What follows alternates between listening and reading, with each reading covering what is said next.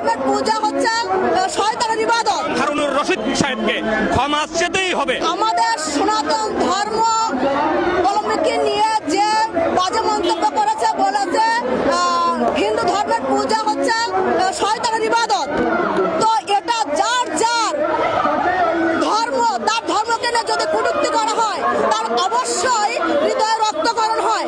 আমাদের সনাতনীদেরও সেই হৃদয়ে রক্তক্ষরণ হচ্ছে। নিজের ধর্মকে যদি সম্মান না করা যায়, সে কখনো অন্যের ধর্মকে সম্মান করতে পারে না।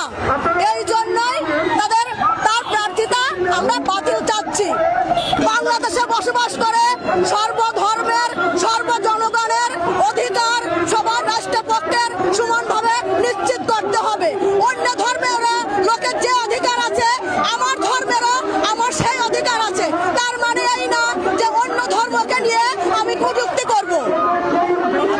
আজকের মানববন্ধনকে কেন্দ্র করে আমাকে ডাইরেক্টলি ইনডাইরেক্টলি হুমকি দিয়ে যাওয়া হচ্ছে এবং বলা হচ্ছে যে আজকে এখানে আমি যাতে না আসি, এবং আমার কাছে লিখিত ডকুমেন্ট আছে, তারা যে মেসেজ পাঠাইছে এবং এখানে আজকে যারা মানববন্ধনে উপস্থিত হয়েছে তাদেরকে পরবর্তীতে দেখে নেবে এই ধরনের একটা ইঙ্গিত তারা করেছে, এখানে মেসেজে উল্লেখ আছে।